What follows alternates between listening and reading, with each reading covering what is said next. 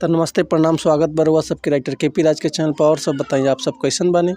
उम्मीद करते हैं रउआ सब भी बढ़िया होखब, अच्छा होखब।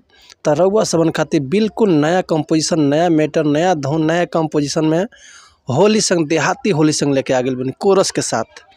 एक साथ में जोगीरा भी बा भैया। आई देखी गाना कैसे बा, कौना भाव में गावे के बा।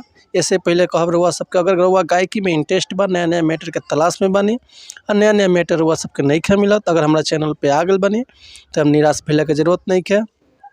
रउआ का हर एक प्रकार के भोजपुरी में या हिंदी में हर एक प्रकार के रउआ के गाना उपलब्ध मिली जा बिल्कुल उचित चार्ज पे। तो आई देखिए आज के गाना कैसे बा। पहले जोगीरा बा भैया कि सारा रा रा रा रा रा रा रा रा रा रा रा रा रा है जोगी जी सारा रा रा।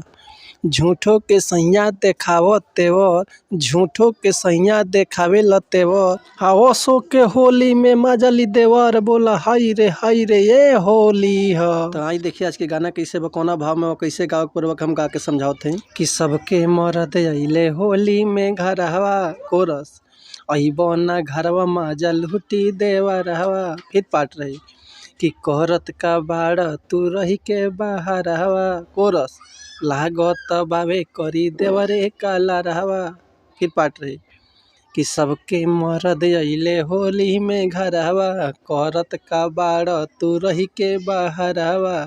एने हो तहुर दंग मोरा चोली में, एने हो तहुर दंग मोरा चोली में। बहे गनवा सजनवा हो भेजी दह जदी यही बहना यसो के होली में। बहे गनवा सजनवा हो भेजी द जदी यही बहना यसो के होली में। तो उम्मीद करते मैटर हुआ सबके बेहद पसंद आयल हुई।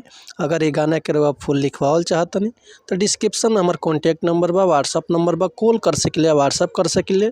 रउआ के बिल्कुल उचित चार्ज पे ये गाना फुल मिल जाए। इससे पहले कहल चाह भैया कि अगर हमारे गाँव में कोनो मिस्टेक भी है तो भैया क्षमा चाहतनी। ऐसे कि हम गायक ना हैं, रउआ सबन के खाली समझा सकिले, बता सकिले।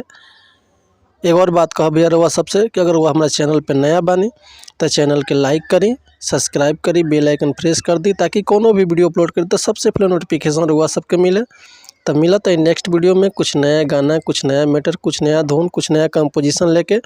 तब तक के लिए अनुमति चाहत नहीं। नमस्कार, प्रणाम, जय हिंद, जय भारत, जय भोजपुरी समाज।